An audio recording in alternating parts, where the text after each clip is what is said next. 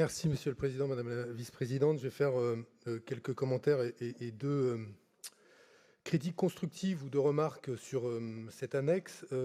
La première remarque, moi j'ai fait j'ai parti pris en tout cas de comparer cette annexe avec la situation qui était celle du budget de la région en 2015.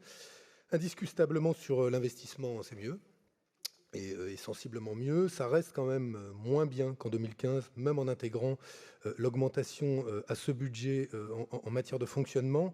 Et je pense que ça, c'est une des premières lacunes, ou en tout cas l'une des deux lacunes qui fait l'objet d'amendements de notre part à ce budget, c'est qu'aujourd'hui, la plupart des acteurs culturels, notamment des petits acteurs culturels, ceux qui contribuent à la diversité culturelle, au maillage territorial, à la diversité du type de structure, leurs besoins sont des besoins en fonctionnement, notamment après l'épisode de la crise Covid. Ce qu'ils reprochent aux acteurs publics, c'est cette forme d'invisibilité dans laquelle ils ont été placés et qui les oblige aujourd'hui à s'ébattre dans tous les sens en recherchant des partenaires durables.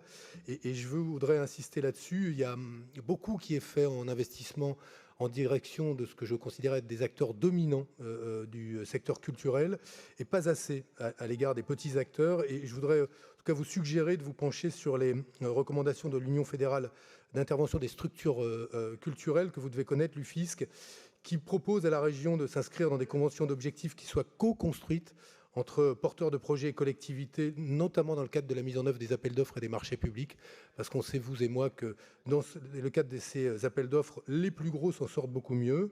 Deuxièmement, de mettre en place des aides au fonctionnement, notamment pour faire face à des trésoreries qui sont aujourd'hui exsangues, et de favoriser des conventions pluriannuelles qui permettent aux structures de se projeter dans le temps et d'assurer une activité culturelle qui soit au bénéfice du plus grand nombre.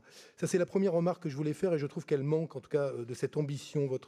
Ce budget culturel manque de cette ambition. Puis la deuxième remarque, prenez-les là encore comme une critique constructive, c'est que je trouve qu'on ne s'inscrit pas dans le temps long, c'est-à-dire qu'il n'y a pas d'anticipation dans cette annexe-là.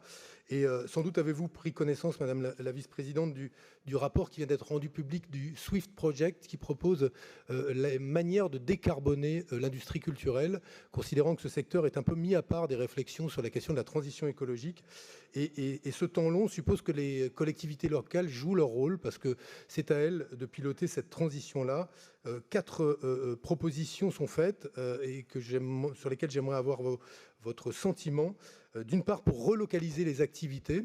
D'autre part, pour ralentir. Qu'est-ce que ça veut dire ralentir? C'est qu'aujourd'hui, on est là aussi prisonnier de la tyrannie du court terme, y compris dans le domaine de l'industrie culturelle, et qu'il faut limiter les déplacements.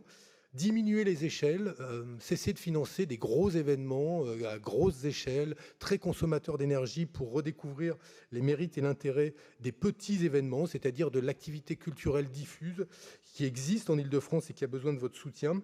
Et enfin, renoncer à toutes les pratiques ultra carbonées, qui sont aussi des pratiques de l'industrie culturelle et du secteur culturel. Voilà des recommandations qui nous permettraient de nous situer dans le temps long et dont j'espère qu'elles irrigueront à l'avenir la réflexion qui est la vôtre pour la politique culturelle en Île-de-France.